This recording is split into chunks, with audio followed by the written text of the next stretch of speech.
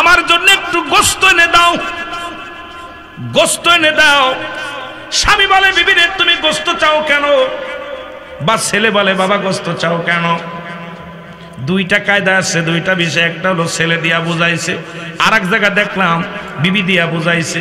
বিবি গর্ভবতী বিবি আব্দুল্লাহ ইবনে মুবারক ওনার গর্ভবতী বিবি রেখে যখন মদিনায় যেতেছিলেন, তখন ওই গর্ভবতী মহিলা আর পরানে গোশত চেয়েছিল। ও আমার বাবারা শুনে নাও, জিডাও একটা বিষয় ভালো করে শুনে নেন। উনি বললেন বিবি রে, আয় আমার ছেলে তোমার গোশত পরানে চাইলো, কি হয়েছে বলে? স্বামী রে, ও আমার বাবা শোনো, আমি যখন আসতেছিলাম দেখলাম পাশের বাড়ির মধ্যে গোশত পাকাইতেছে, গরুর গোশত পাকাচ্ছে। এত সুন্দর ঘিরান, এত সুন্দর সুঘিরান আমি সহ্য করতে পারি না। আমার পরাণের ভিতরে গোশত পরাণে চেয়েছে, একটু দয়া করে আমার গোশত আনার ব্যবস্থা করেন, আমি গোশত খাবো। জোরে জোরে চিল্লায়া বলা যাবে না আল্লাহু আকবার। কোরআন বলছে, যারা ব্যবহার করছে কোরআনের ভিতরে, প্রতিবেশীর হক নষ্ট করে গেলে, আল্লাহর হক নষ্ট করলে আল্লাহ মাফ করবো, কিন্তু প্রতিবেশীর বান্দার হক হকুল্লাহ। এ মুসলমান শোনো, আল্লাহর হক যদি নষ্ট করো এটা হয়তো আল্লাহ মাফ করে দিবে, কিন্তু বান্দার হক যদি কোনো বান্দা নষ্ট করে, আল্লাহর কসম যতক্ষণ পর্যন্ত এই বান্দা মাফ না করবে আমার আল্লাহ তা মাফ করবে না। আল্লাহু আকবার বলেন। প্রতিবেশীর বিষয়ে কোরআন বলছে যারা ব্যবহার করছে, যারা খেয়াল করবেন। আমার ভাইরা, আমার বন্ধুরা, আমার উনি আস্তে আস্তে করে চলে গেলেন। বাড়িতে যে সালাম দিলেন, আসসালামু আলাইকুম ইয়া হালাল বাইত, ঘরের ভিতরে কেউ শুনি, ভিতর থেকে আওয়াজ আসে আলাইকুম আসসালাম। কে গো? আমি আব্দুল্লাহ ইবনে মুবারক। হুজুর আপনি আমার বাড়ি আসেন, ভিতরে আসেন। আপনাকে পাই আমি অত্যন্ত খুশি হলাম, আপনাকে পাই আমি অনেক ধন্য হলাম। আপনার মতো একজন আলেম মানুষ আমার বাড়ির মধ্যে আসছেন, হাজী মানুষ আমার বাড়িতে আসছেন, আমি অত্যন্ত খুশি হয়েছি হুজুর। বলে আমি তোমার কাছে আসি, তুমি আগে বলো তোমার বাড়িতে কি কোনো গরুর গোশত আনছনি? কয় হ্যাঁ। তোমার বাড়িতে কোনো গোশত পাকানো হয়েছে নি? কয় হ্যাঁ। তোমার কাছে গোশত কেউ চেয়েছিল কি? বলছে হ্যাঁ চেয়েছিল। তুমি দাও নেই কেন? বলে দেই নাই। কয় তুমি কি মুসলমান? বলে হ্যাঁ মুসলমান। তুমি কি কোরআন পড়ো নাই? কোরআনের মধ্যে আসছে যারা প্রতিবেশীর হক আজকে আমরা যদি ধরে, আমার আল্লাহ যদি ধরে, কেউ বাঁচতে পারবে না। বড় লোকেরা যখন মুরগিগুলো কিনে হাতে করে নিয়ে আসে, বড় বড় মাছগুলো বাজার থেকে কেনে, বড় বড় যখন খাসির গোশ, মুরগির গোশগুলো, গরুর গোশগুলো 10 কেজি 20 কেজি কিনিয়া যখন নিয়ে ব্যাগের মধ্যে নিয়ে আসে, ভ্যান চালক শুধু তাকায় তাকায় দেখে আর বলে আল্লাহ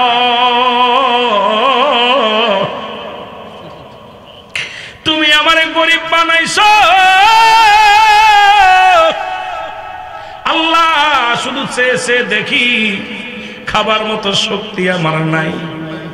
এই জন্য প্রতিবেশী যদি তুমি রান্না করো, কোনো কিছু রান্না করো, যদি প্রতিবেশীর দিতে না পারো, এমন ভাবে খাবা, এমন ভাবে আনবা, এমন ভাবে ব্যবহার করবা যেন প্রতিবেশীর নাকে যে না লাগে, প্রতিবেশীর নজরে যেন না লাগে।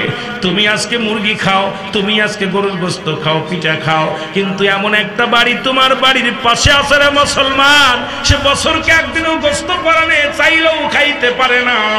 তুমি তার নাকে যখন ওই গ্রানটা যাবে আর তুমি না দিয়া যদি খেয়ে যাও, আল্লাহর আদালতে আউমাল কিয়ামতের ময়দানে তুমি আমল শূন্য হইয়া তুমি আমার আল্লাহর আদালতে উঠতে হবে। জোরে জোরে চিল্লায় বলো আল্লাহু আকবার। এই দুটি পা যদি আমার না থাকতো আল্লাহ, আমি মায়ের সামনে যে দাঁড়াইতে পারতাম না। এই আজকে অন্যায় করার পেছনে পা দুটির ভূমিকা বেশি। এই জমিনের মধ্যে আমি পা রাখবো না। দুটি পা কেটে ফেললেন, পা দুটি কেটে রক্ত জমিনের মধ্যে ঝরে, অজার নয়নে কান্দে। পরের বছর বাউন হজ করতে গেলেন, কয় হজ কবুল হয় নাই। উনি আবার চিন্তা করে, হারে আমি পা দুটি কেটেছি, আমি আঙ্গুল উঠায় কথা বলেছিলাম আমার মায়ের সঙ্গে, জনম দুঃখিনী মা,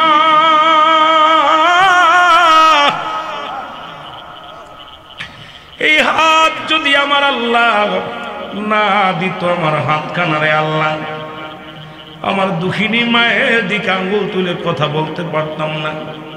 উনি ওনার হাত দুটি হারায় ফেললেন, কেটে ফেললেন।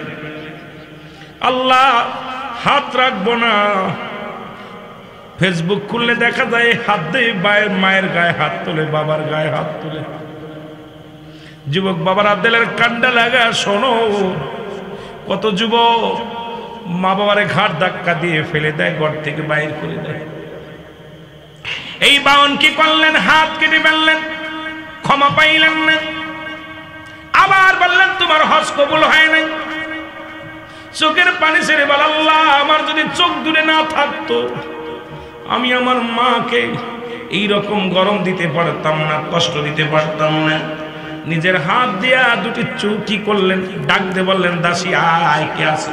আমার চোখ দূরে তুলে নেও। সঙ্গে সঙ্গে চোখ দূরে তুলে নেওয়া হলো। তারপর চোখের পানি ছেড়ে কাঁদতে লাগলেন, কবল হয় নাই। হযরত বাউন ঘোরাইতে ঘোরাইতে মদিনায় চলে গেছে। সবাই হাজী ভাইয়েরা মক্কা মদিনা ছেড়ে চলে আসছে।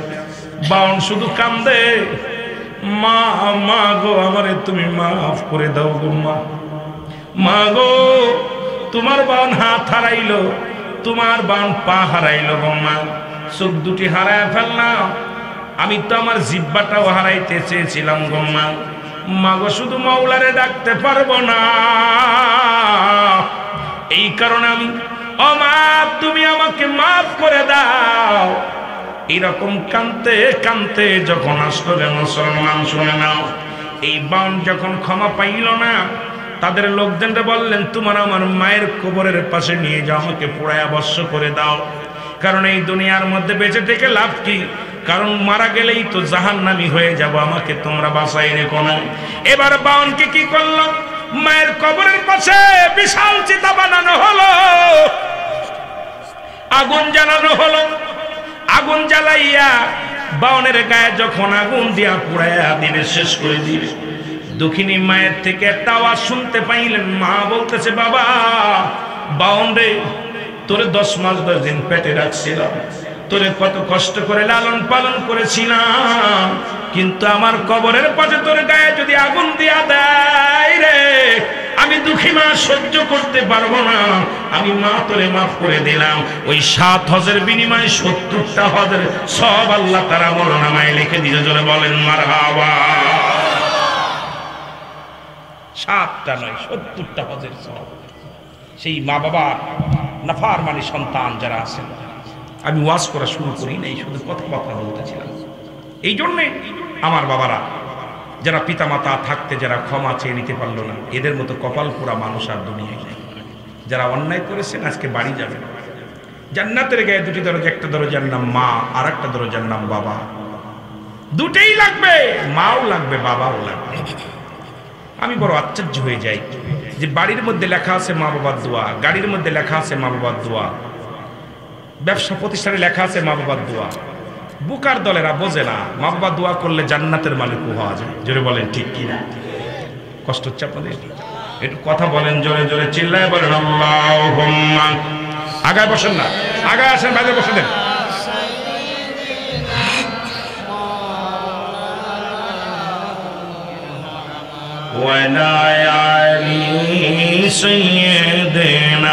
মাইক আলা ভাই, কথা টানে না মাইকে। আওয়াজ সুন্দর হচ্ছে কিন্তু কথা টানতে কষ্ট হচ্ছে একটু। আল্লাহুম্মা ই বন্ধ করে দেন দি, আপনার ওই কি যেন বক্স বন্ধ করে দেন, বক্স বন্ধ করে খালি মাইকে দেন দি। অনেক সুন্দর আওয়াজ, বাইরে আওয়াজ হচ্ছে। আমি বক্সে ওয়াজ করতে পারি না, আমার কষ্ট হয়। বক্সে দিবেন যারা গজল মজল গায়, ডিজে বিজে করে, এই জিকির মিকির করে ডিজে বিজে করে মাঝে মাঝে, এদের জন্য বক্স ভালো। আর আমরা যারা বক্তা, প্রকৃত আলোচনা, জুমলায় খবরিয়া, জুমলায় হিংসায়। বক্তা মনের ভাব প্রকাশ করলে শ্রোতা যদি বুঝতে না পারে, এটাকে জুমলায় হিংসায় বলে। জুমলায় খবরিয়া, বক্তা মনের ভাব প্রকাশ করলে শ্রোতা সহজেই বুঝতে পারে, এটাকে জুমলায় খবরিয়া বলে। যেহেতু আমি সারা রাত বক বক করলাম, আপনারা কিছু বুঝলেন না, এত কষ্ট করে বসে লাভ কি? এই জন্য যে কথাগুলো বলবো আপনাদেরও বোঝা লাগবে, বক্তাও যেটা বলবে এটা একদম শ্রোতা শ্রবণ করতে পারবে সহজ ভাষায়। এই জন্য বক্তা এবং শ্রোতার মুখোমুখি সুন্দর ভাব ভঙ্গির দরকার আছে। যেটা বলেন ঠিক কিনা? ক্লাসে যখন শিক্ষক ক্লাস নেয়, ছাত্র মনোযোগী যখন না হয়, অমনোযোগী হয়, ছাত্র কিচ্ছু শিখতে পারে না। চলো কি পড়া দিছে, ওকে দোস্ত কোন পাতায় পড়া দিছে রে, কই পাতায়, কিনু কলার, যে ছাত্র বোঝে ক্লাসতেই পড়া ঠিক হয়ে যায়। যেটা বলেন ঠিক কিনা? এই জন্য আমার বাবারা, আমিও চেষ্টা করবো সেভাবে কথা বলার জন্য। এই জন্য অনেক সুন্দর আওয়াজ, মাইকে আওয়াজ সুন্দর হচ্ছে, আমি অনেক দূরের থেকে আওয়াজ শুনছি।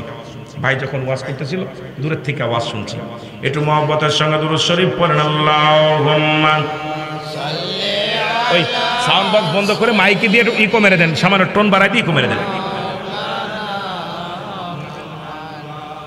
ওয়ালা আলি সাইয়্যিদিনা। এ আমার ভাইরা, আমার বন্ধুরা, নাম্বার 1 গেল, নাম্বার 2 হলো, নাম্বার 2 হলো মাহে রমজান মাস পেয়ে যিনি রোজা রাখলো না। সুতরাং শাবান মাসের কথা বলতে যে একটু আগে গিয়েছিলাম, মাহে শাবান। এ মুসলমান শুনে নেন, এই মাসটা পেয়েছেন আপনারা বড় ভাগ্যবান। এই শাবান মাসের রোজা তো রাখবেনই রাখবেন, রমজান মাসের রোজাও রাখবেন। বলেছেন যে ব্যক্তি মায়ে রমজান মাসের রোজা পায়া পবিত্রতা রক্ষা করলো না, যিনি রোজাগুলো রাখলো না, রমজান মাসের পবিত্রতা রক্ষা করলো না, এর মতো বোকা ব্যক্তি আর দুনিয়ায় নাই। সুতরাং মাহে রমজান মাস যদিও রোজা রাখতে পারেন না, গোপনে রাখবেন। মুসলমান মানুষের সামনে রোজার ক্ষতি করবেন না, মানুষকে ধোঁকা দিবেন না, আল্লাহকেও ধোঁকা দিবেন না। আমার ভাইরা, আমার বন্ধুরা, আমার মাহে রমজান মাসের পবিত্রতা অর্জন করতে হবে। কারণ 3টা ভাগ আমার আল্লাহ দিয়েছে, রহমত, মাগফিরাত, নাজাত। কুতিবা আলাইকুমুস সিয়াম ইয়া আইয়ুহাল্লাযীনা আমানু, ঈমানদার বিশ্বাসীরা। রোজা রাখবে কারা? ঈমানদারেরা। যারা বলেন কারা রাখবে? ঈমানদারেরা। মুসলমান শুনে নাও, এই রোজার মধ্যে 3টা ভাগ করেছে। একটা হলো রহমত। কোন বান্দা আছো তোমাদের রহমতের জন্য, বরকতের জন্য আমার কাছে চেয়ে নাও। 10টা দিন তোমরা অজর নয়নে কান্দো, আমার আল্লাহ তাআলা তারে দয়া করবে। ও বান্দা, এই মাহে রমজান মাসের পবিত্রতা রক্ষা করো। শুনে নাও ভালো করে, দিলের কান্না লাগা শোনো। 1 নাম্বার রহমত। রহমতের ফেরেশতাগুলো দরজা খুলে দেয়। আল্লাহ কয়, ও ফেরেশতারা যাও, রহমতের দ্বারগুলো খুলে দাও। আর আমার বান্দা রহমত বিকারী যিনি, রহমত বিকারী যিনি, তার কাছে যাও। সেজন্য আমার কাছে চায়, আমি আল্লাহ চাইতে দেরি, বান্দারে দিতে দেরি নয়। জোরে বলেন মারহাবা। এই জন্য মুসলমান মাহে রমজান মাসের রোজাগুলো অনেক অনেক পবিত্র, এটার অনেক দাম। এ বাবারা শোনো, মাগফিরাত। দ্বিতীয় ভাগ হলো মাগফিরাত। বান্দা, পিতামাতা যখন দুনিয়ার মধ্যে পিতামাতার হক হলো 14টা। এই 14টা হকের মধ্যে 7টা হক হলো মৃত্যুর পরে, 7টা হক হলো মৃত্যুর আগে। যখন আপনার আব্বা মা মৃত্যুবরণ করবে, তার মধ্যে 1 নাম্বারই হলো মাগফিরাত কামনা করা, 2 নাম্বারই হলো তার জন্য সবরেসানি করা। সুতরাং আপনি 2 নাম্বার রোজার ভিতরে পাইছেন, মাগফিরাত কামনা করা। আল্লাহর দরবারে মাগফিরাত কামনা করবেন, আল্লাহ আমার পিতা মাতারে তুমি মাফ করে দাও, দাদা দাদির মাফ করে দাও, পঞ্জনদের মাফ করে দাও, আমারও তুমি মাফ করে দাও। আল্লাহর কাছে মাগফিরাত কামনা করবেন, আল্লাহ তুমি ছাড়া কেউ নাই, তুমি ছাড়া বাঁচানোর মালিক কেউ নাই, তুমি ছাড়া আমাকে খাওয়ানোর মালিক কেউ নাই, আমাকে তুমি ছাড়া আমার ইজ্জতের মালিক কেউ নয়, সব কিছুর মালিক আল্লাহ তুমি। 3য় নাম্বার হলো মুসলমান জাহান্নাম থেকে মুক্তি। একবারই বললাম নাজাত, জোরে জোরে চিল্লায় বলেন মারহাবা। 3টা ভাগ করছে মাহে রমজান মাসে। এই জন্য মাহে রমজান মাস আসলে বান্দার জীবনের গুনাহগুলো ঝরে যায়। মাস্টার ইবলিসের পায়ে শিকলবন্দি করা হয়, মাস্টার ইবলিসের পায়ে শিকলবন্দি করা হয়। এখন আপনারা বলতে পারেন, হুজুর জাহান্নামের দরজাগুলো বন্ধ করে দেওয়া হয়। কিসের দরজা? কথা বলেন না, কিসের দরজা? জাহান্নামের দরজা বন্ধ করে দেওয়া হয়, মাস্টার ইবলিসকে বেঁধে রাখা হয়। কিন্তু এখন আপনাদের প্রশ্ন আসে, হুজুর ইবলিসের যদি বন্ধ করে দেওয়া পায়, যদি শিকল বেঁধে দেওয়া হয়, তাহলে এত মানুষ পাপ করে কেন? 1 নাম্বার হলো মানব শয়তান, জিন শয়তান, নফস শয়তান, কবির শয়তান, আরওয়া শয়তান। এই যে মানব শয়তান, এই নফস শয়তান যারা ধরছে, মানব শয়তান যারা ধরছে, সে তো মাহে রমজান মাসেও দেখেন বিড়ি সিগারেট খেয়ে বেড়ায়, হোটেলে যে খানা খায়, মানুষকে কষ্ট দেয়। জোরে বলেন ঠিক কিনা? আর একটু জোরে বলেন ঠিক কিনা? আমার ভাইরা, আমার বন্ধুরা, আমার 3 নাম্বার হলো নাজাত।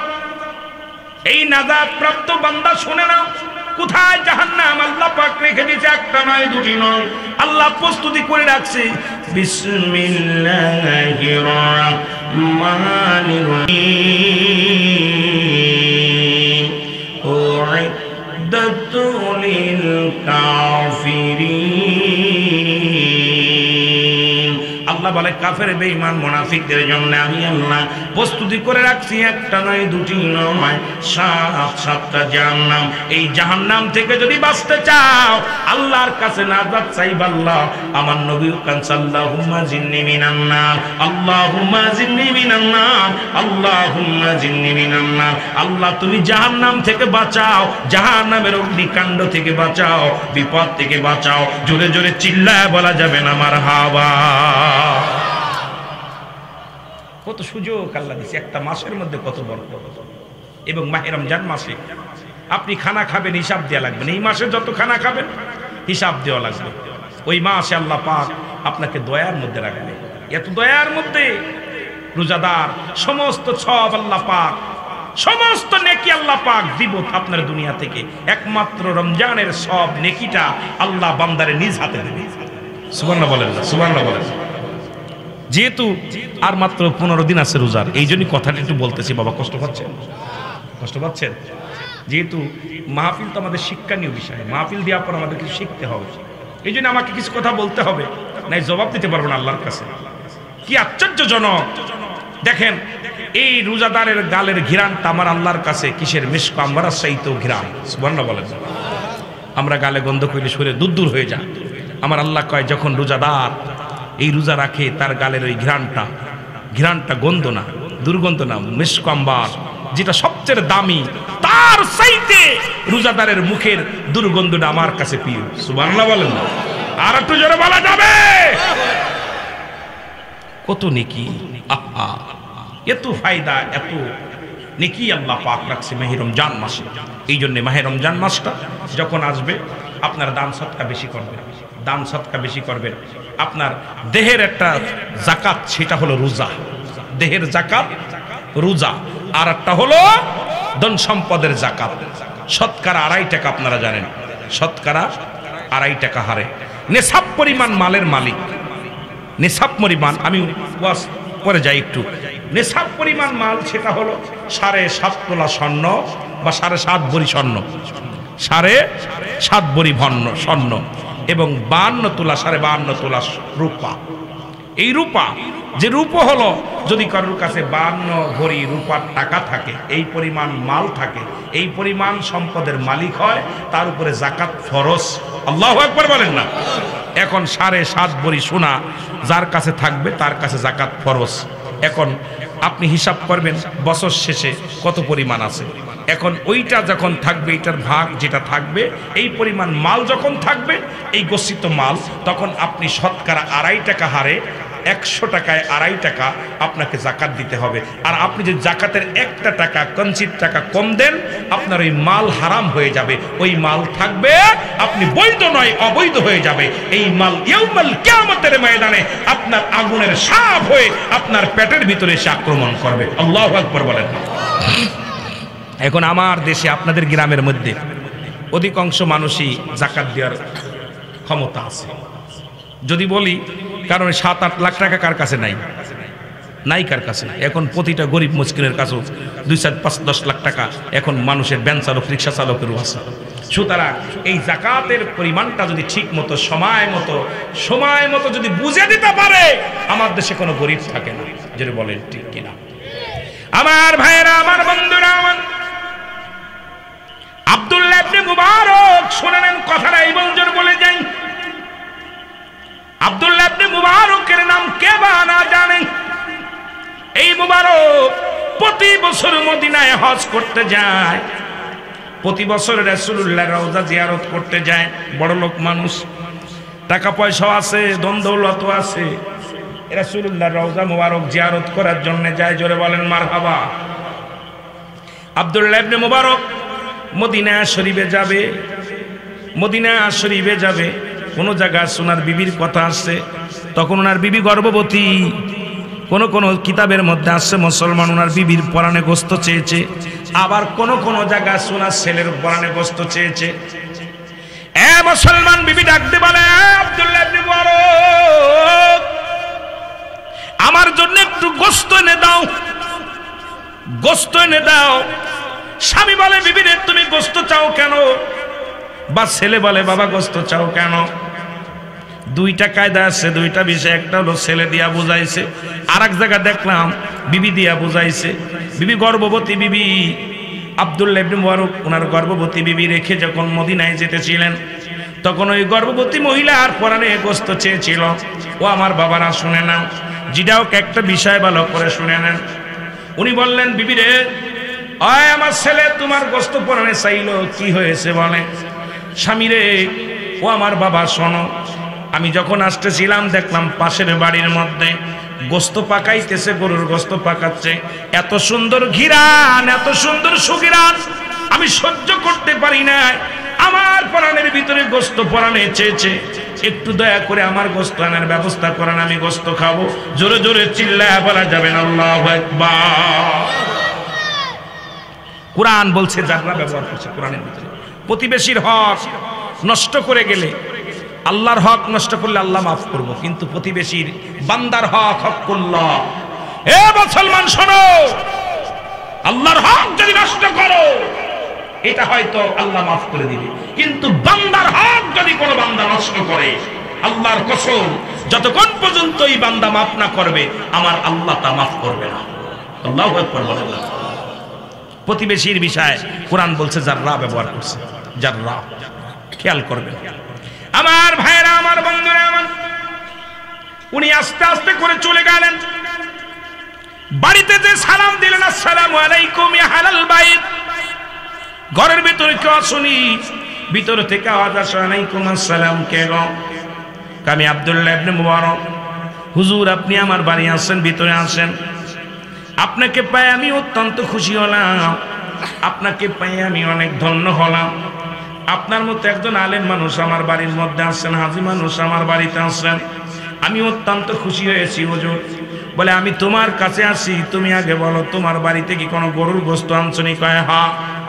তোমার বাড়িতে কোনো গোস্ত পাকানো হয়েছে নি? কয় হ্যাঁ। তোমার কাছে গোস্ত কেউ চেয়েছিল কি? বলছে হ্যাঁ চেয়েছিল। তুমি দাও নেই কেন? বলে দেই নাই। কয় তুমি কি মুসলমান? বলে হ্যাঁ মুসলমান। তুমি কি কোরআন পড়ো নাই? কোরআনের মধ্যে আসছে যারা প্রতিবেশীর হক। আজকে আমরা যদি ধরে, আমার আল্লাহ যদি ধরে, কেউ বাঁচতে পারবে না। বড় লোকেরা যখন মুরগিগুলো কিনে হাতে করে নিয়ে আসে, বড় বড় মাছগুলো বাজার থেকে কেনে, বড় বড় যখন খাসির গোশ, মুরগির গোশগুলো, গরুর গোশগুলো 10 কেজি 20 কেজি কিনিয়া যখন নিয়ে ব্যাগের মধ্যে নিয়ে আসে, ভ্যান চালক শুধু তাকায় তাকায় দেখে আর বলে, আল্লাহ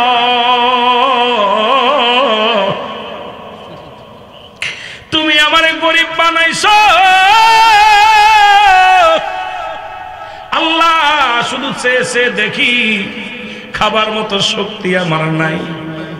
এই জন্য প্রতিবেশী যদি তুমি রান্না করো, কোনো কিছু রান্না করো, যদি প্রতিবেশীর দিতে না পারো, এমন ভাবে খাবা, এমন ভাবে আনবা, এমন ভাবে ব্যবহার করবা যেন প্রতিবেশীর নাকে যে না লাগে, প্রতিবেশীর নজরে যেন না লাগে। তুমি আজকে মুরগি খাও, তুমি আজকে গরুর গোস্ত খাও, পিঠা খাও, কিন্তু এমন একটা বাড়ি তোমার বাড়ির পাশে আছে রে মুসলমান, সে বছরকে একদিনও গোস্ত পরানে চাইলেও খাইতে পারে না।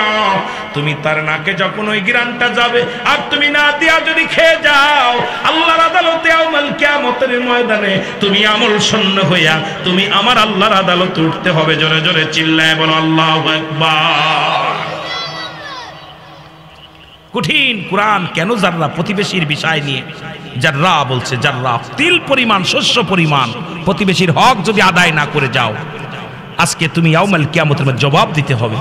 তোমার প্রতিবেশী না খেয়ে আছে, তোমার প্রতিবেশী ভালো খাইতে পারে না, শুইতে পারে না, তুমি 3 তলায় 10 তলায় খুব আরামে ঘুমাইতেছো, খুব টাকা পয়সা রোজগার করে অনেক সুন্দরভাবে চলতেছো, বাড়ির অভাব নাই, গাড়ির অভাব নাই, কিন্তু প্রতিবেশীর খবর নেও নাই, তোমার ভাইয়ের প্রতিবেশী, তোমার আপনজনদের খবর নিতে পারো নাই, আল্লাহর আদালতে জবাব দিতে পারবা না, জীবনেও দিতে পারবা না।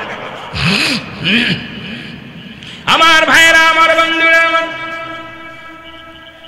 আব্দুল্লাহ ইবনে মুবারক বলেন, আমার ছেলে এসেছিল তোমার কাছে গোস্তের জন্য এসেছিল, তুমি তাকে দাও নাই? বলে দিই নাই। বলে আব্দুল্লাহ আব্দুল্লাহ ইবনে মুবারক শোনো,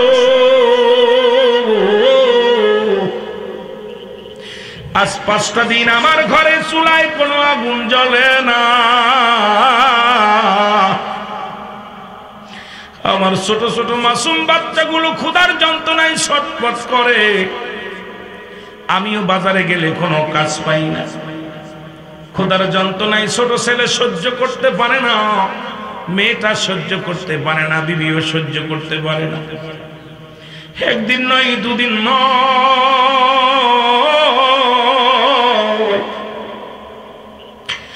একদিন নয়, দুদিন নয় রে,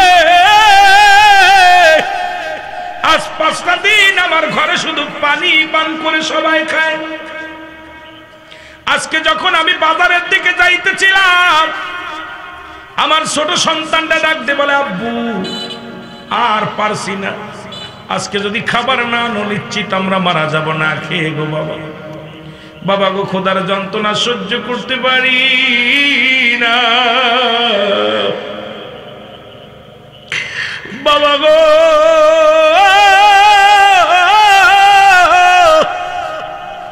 আজকে যদি খাবার না আনো, ও আমার আব্বা জান, নিশ্চিত আমরা মারা যাব, নিশ্চিত দুনিয়া থেকে বিদায় হয়ে যাব। আমি বাবা হয়ে সারাদিন কাজের সন্ধানে বেড়াইলাম, সারাদিন আমি কাজের জন্য বেড়াইলাম, কোথাও কোনো কাজ পাইলাম না, কেউ আমারে কাজ দিল না। সন্ধ্যা লেগে আসলো, আমি ব্যাগটা নিয়ে যখন বাড়ির দিকে ফিরতেছিলাম, আমার ওই সন্তানের কান্না বারবার হৃদয়ের ভিতরে লাগতেছে। আজকে যারা বাবা হয়েছে তারা জানো, বাজারে যাও, বাজারে যে আগে সন্তানের জন্য মজা কেন, সারাদিন ভরে যে রোজগার করেছে, অটো চালাইয়া বাড়ি আসার সময় আগে একটা বিস্কিট কেন, মুসলমান একটা কেক কেন কিনে রেখে দাও আমার সোনামণি, বাড়ি গেলে চাই বাব্বু। এইরকম তোমার আব্বা তোমার মাও তো তোমার ভালোবাসতো, আজকে সেই মায়ের তোমার জায়গা হয় না, বাবার জায়গা হয় না। এর চাইতে কষ্ট আর পৃথিবীর মধ্যে থাকতে পারে না। জোরে জোরে বলেন ঠিক কিনা? আমার ভাইরা, বন্ধুরা আমার, মাঝে মাঝে নিজের দিকে একটু তাকায় দেখেন যে আপনি আপনার সন্তানের জন্য কি করতেছেন। ঠিক ওই নিয়মটা তো আপনার আব্বা করেছে। হয়তো আপনার আব্বা দরিদ্রতার কারণে আপনাকে প্রাণ ভরে খাওয়াইতে পারে। দরিদ্রতার কারণে অনেক বাবা দিনে 200 টাকা মজুরি, দেখা যায় 5 কেজি চাউল লাগে, 5 কেজি চাউল কিনতে যায় আর ডাল কিনতে পারে না, তেল কিনতে পারে না। তখন মন চাইলেও সন্তানের জন্য একটু মজা আনতে পারে না। তবু অনেক বাপ কি করে, চাউল 1/2 কেজি কম কেনে, কিনা সন্তানের জন্য কিছু মজা কিনে রেখে দেয়। হারে আমার ছেলেটা, আমার মেয়েটা বাড়ি গেলে আব্বুকে ডাক দিবে, কি দিব? নিজের চিন্তা করে নিজে একটা চা খায় না, নিজে হেঁটে আসে। অনেক বাবা আছে 10 টাকার ভাড়া হেঁটে আসে, 5 টাকার ভাড়া হেঁটে আসে, ওই টাকাটা বাঁচাইয়া সন্তানের জন্য মজা আনে। জোরে বলেন ঠিক কিনা? আর একটু জোরে বলেন ঠিক কিনা? এ ভাই, আজকে বাবা হয়েছি বুঝি। এতদিন আমিও বুঝতাম না, যখন বাবা হয়েছি, যখন ফোন দিলে আব্বু বাড়ি আসবা না, আমি কি কেবল আসলাম, কাব্বু তুমি তাড়াতাড়ি আসো, আর আসার সময় এই মজাটা নিয়ে আসো। তখন চিন্তা করি, আমরাও যখন ছোট ছিলাম আমার বাবারও তো বলেছিল। আমার আব্বা হয়তো পারে না এরকম দিতে, আমরা পারি, এটা ক্ষমতা দিছে। কিন্তু বাবার তো মনের কখনো একটু ট্রাবল ছিল না। বাবা মা তো সবসময় অন্তর থেকে সন্তানকে ভালোবাসে। তোমার গায়ের চামড়া কেটে যদি তোমার মা বাবাকে দাও, তাও ঋণ শোধ হবে না। জোরে বলেন ঠিক কিনা? আর একটু জোরে বলেন ঠিক কিনা? আমার ভাইয়েরা, আমি যে কথাগুলো বলতেছিলাম দেলের কান্দে লাগা শোনো। বলে আব্দুল্লাহ ইবনে মুবারক, ওই আব্দুল্লাহ ইবনে মুবারক শোনো, আমি যখন বাড়ির দিকে আসতেছিলাম, সন্তানের ওই কান্না আমার হৃদয়ের ভিতরে লাগতেছিল। আমি কি করবো, আজকেও তো শূন্য ব্যাগ। আমি কিছু পাথর ঢুকাইলাম ব্যাগের মধ্যে, কিছু পাথর ঢুকাইলাম, ঢুকাই নিয়ে আসতেছিলাম। হঠাৎ দেখি একটা গরু মরে পড়ে আছে, আর ওই মরা গরুর গোস্তগুলো কুকুর শিয়ালে ভাগাভাগি করে খায়, কুকুর শিয়ালে ভাগাভাগি করে খায়। আমি কুকুর শিয়ালকে তাড়াইয়া দিয়া ওখান থেকে একটু গোস্ত কেটে নিয়ে আসছি। কেটে নিয়ে আমি মরা গরুর গোস্তগুলো আমার কলিজার টুকরা সন্তানদের রান্না করে দিয়েছি। হ্যাঁ ভাই মুবারক, এই জন্য আমি আপনাকে দিই নাই, আপনার ছেলেকে দিই নাই, কারণ আপনি একজন হাজি মানুষ, আপনি বড়লোক মানুষ, এই জন্য মরা গরুর গোশত দিলে আপনাকে আমি দিই না। এর জন্য যদি বেয়াদবি হয় আমাকে আপনি ক্ষমা করে দিবেন। এই জন্য আপনি আমার ছেলে যখন আপনার ছেলে যখন আমার কাছে গোশত চেয়েছিল, আমি মরা গরুর গোশত বিলে দেই নাই।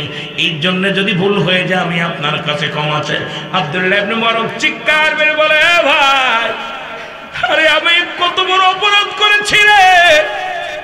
আমার বাড়ির পাশের মানুষটা আজ 5টা দিন অনাহারে, যিনি ক্ষুধার যন্ত্রণা সহ্য করতে না পেরে মরা গরুর গোশত এনে তার সন্তানদের খাওয়ায়। আর আমি হাজি মানুষ, প্রতি বছর মদিনায় যাই হজ করতে। আমি যাব না এবছর মক্কা মদিনায় যাব না, হজ করতে যাব না। আল্লাহ আমি হাজি, তোমার দরবারে কি জবাব দিব? আল্লাহ আমি তোমার দরবারে কোনো জবাব দিতে পারবো না। ডাকতে বলে, ভাইয়ের একটু দেরি করো, আমি আসি। একদমই বাড়ি চলে গেলেন। ডাকতে কয়, বিবি রে আমি মদিনায় যাওয়ার জন্য যত সরঞ্জানি গুছাইছি আমারে দিয়া দাও, আমি নিয়ে যাব। আমি রাসূলের দরবারে কি জবাব দিব? আল্লাহর দরবারে আমি কি জবাব দিব? জবাব দিতে পারবো না।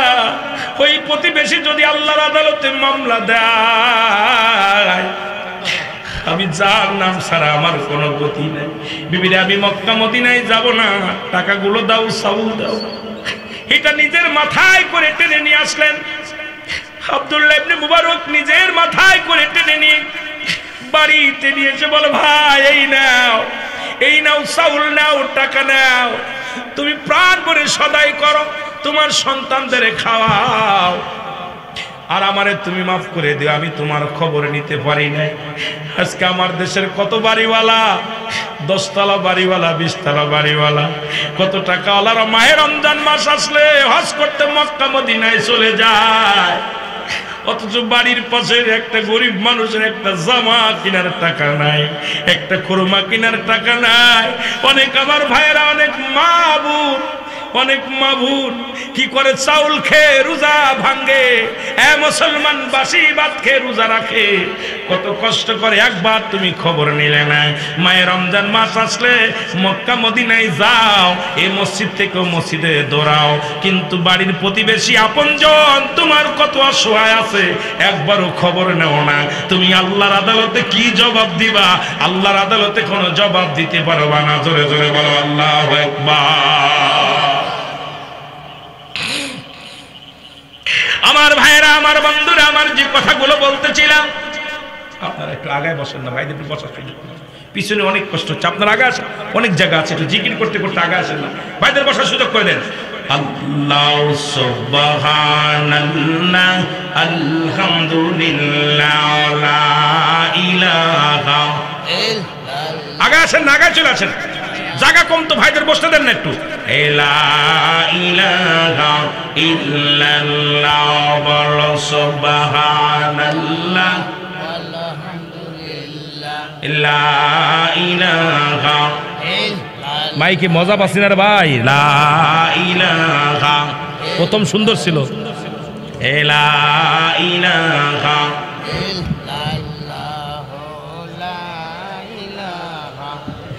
তুমি কাউকে বানাইলা খলিলুল্লাহ, তুমি কাউকে বানাইলা রূহুল্লাহ, এর নূর মুহাম্মদ সাল্লাল্লাহ, বলো নূর মুহাম্মদ সাল্লাল্লাহ, এর লা ইলাহা ইল্লাল্লাহ, বলো লা। যারা মসজিদের ইমাম সাহেব, হাফেজ সাহেব আছেন, আপনার উপরে চলে আসেন, উপরে জায়গা আছে, আপনার উপরে চলে আসেন। ভাইদেরও বসা, আপনারাও আরামে বসবেন, ভাইদের একটু বসার সুযোগ করে দিবেন। এই সুবহানাল্লাহ, আলহামদুলিল্লাহ, সুবহানাল্লাহ, আলহামদুলিল্লাহ, লা ইলাহা ইল্লাল্লাহ। তুমি কাউকে বানাইলা খলিলুল্লাহ, তুমি কাউকে বানাইলা রূহুল্লাহ, তুমি কাউকে বানাইলা খলিলুল্লাহ, তুমি কাউকে বানাইলা রূহুল্লাহ, ওগো নূর মুহাম্মদ সাল্লাল্লাহু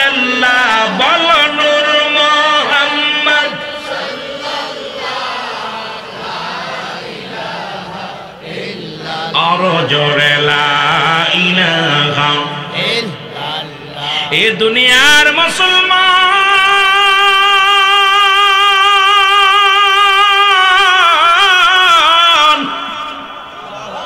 আব্দুল্লাহ ইবনে মুবারক কয় বাইরে তোমার সন্তানদের খাওয়াও, এই বছর আমি মদিনায় যাব না, এই নাও টাকা পয়সা ধন দৌলত যা ছিল দিয়ে দিলাম। মক্কা মদিনায় হজ করতে গেলেন না, ৪৫ দিন পরে হাজিরা দেশে ফিরছে। কয়দিন পরে? ৪৫ দিন পরে হজের সব কাজ শেষ করে যার যার বাড়িতে আসে। হাজি ভাইয়েরা বাড়ি আব্দুল্লাহ ইবনে মুবারকের বাড়ি দলে দলে আসে, ডাকতে বলে আব্দুল্লাহ ইবনে মুবারক রে, তুমি এত স্বার্থপর কেন? প্রতি বছরে একই সাথে তপ করি, একই জায়গা থাকি, আজকে তুমি কবে আসলে, কবে ফ্লাইটে আসলা?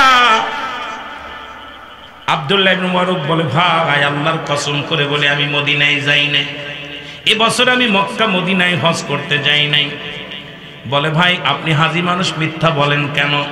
একই তাঁবুর ভিতরে খানা খাইলাম, একই তাঁবুর ভিতরে ঘুমাইলাম, একই সাথে তপ করলাম, একই সাথে রাসূলুল্লাহর রওজা পাকে জিয়ারত করলাম, একই সাথে মক্কা মদিনায় ঘোরাঘুরি করলাম, কেন আপনি মিথ্যা বলেন? আপনি এবছর যান নাই। মুবারক বলে আল্লাহর কসম করে বলি এবছর আমি মদিনায় যাই নাই। মারহাবা বলা যাবে? মুবারক কয় বছর আমি মদিনায় যাই নাই। ও মুসলমান শুনে নাও, সবাই বলে বাবু মুবারক রে মিথ্যা বলার আর জায়গা পাইলা না, আমাদের সাথে আর ফাজলামি করার জায়গা পাইলা না, একই সাথে ঘোরাঘুরি করলাম, একই সাথে খাইলাম, তুমি বলো মক্কা মদিনায় যাই নাই। ইলহাম আসে ডাকতে বলে মুবারক রে,